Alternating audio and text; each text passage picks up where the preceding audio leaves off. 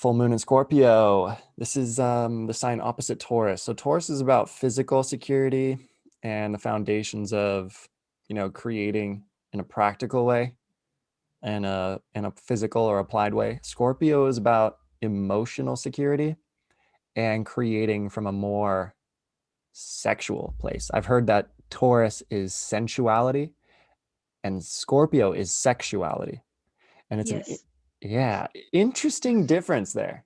And so there's this polarization here happening, this coming to light, this lunar light on the 26th, which I think can really highlight your deepest desires and the deepest desire to create and to merge with something. And through that mergence, the creation of it. Another thing I've heard is that Taurus is like generation, whereas Scorpio is like procreation. Another Mm. interesting and very subtle dynamic.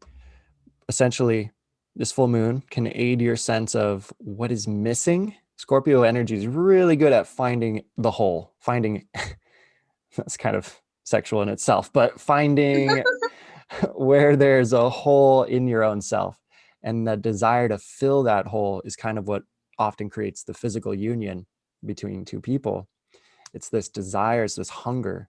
Scorpio is really good at locating where that hunger is and drilling into that hole. So I would say this full moon can help you to see, to shine that light into those depths of what is missing so that you can more deeply confront and meet with that self who feels it's not whole. So if you don't feel complete, now's the time to find out where and why and not run away from it. Scorpio energy is not always the most comfortable energy to look at, but we have a ton of Taurus energy, don't we, on this day of full moon? So we're going to be supported to, I think, dive into those depths, and there'll still be some cushy cushions around. You'll still be supported and comfortable in that deep dive into the mystery of like, what am I wanting? What am I hungry for? What do I want to create more of? Who do I want to merge with?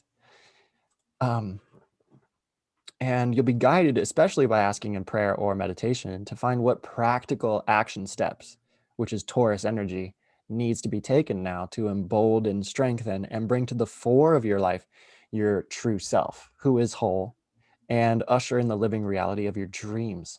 Incredibly imaginative energy, amazing full moon.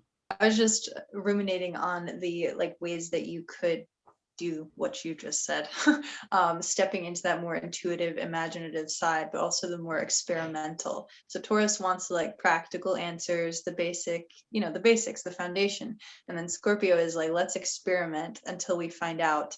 And like, I'll know what I hate and I'll know what I love. And we can like work with it all and alchemize it basically. Like I call Scorpio the alchemist of the zodiac, because that's where you really start to transform in the most visceral way, which is where sexual alchemy can come in. Or I wrote pleasure alchemy because I think with all that Taurus energy it can also just be like sensual alchemy as well, just like moving your body with intention, which sort of combines the two. Mhm. Because we walk naturally, most of us do, or like you move naturally, even going to sleep is like a natural movement of this energy.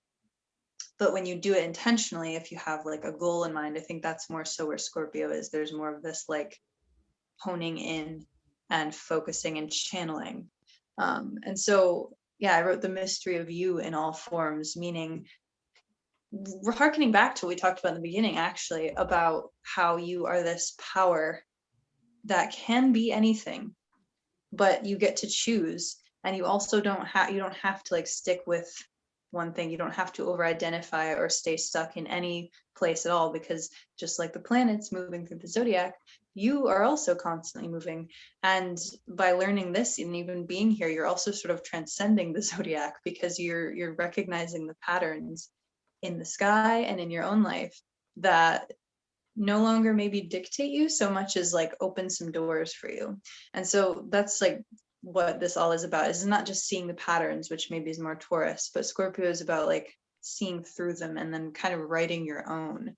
And so you're using your ecstasy as a manifesting force. You're using trying new things not as an excuse to be different maybe, or something like that, but as a means of finding what you need to know, or of like expressing what you need to know.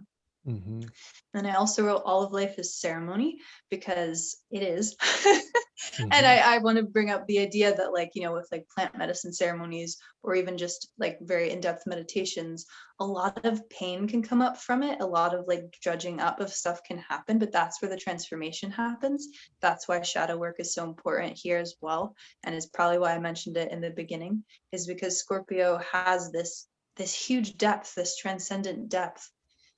Um, by understanding all of these different parts of being human, you are participating in all of the different parts of a ceremony. You are both like, the person experiencing it and the shaman, or you are the music playing, whatever it is, like you're the beat of the drum, your heart, all aspects of life, even the really mundane stuff that might seem as simple as, the practical parts of Taurus, planning out your finances or, making your bed comfortable. That too is ceremony. And so when you become aware of that, that's when we can hone in and focus and alchemize and form what we want to form.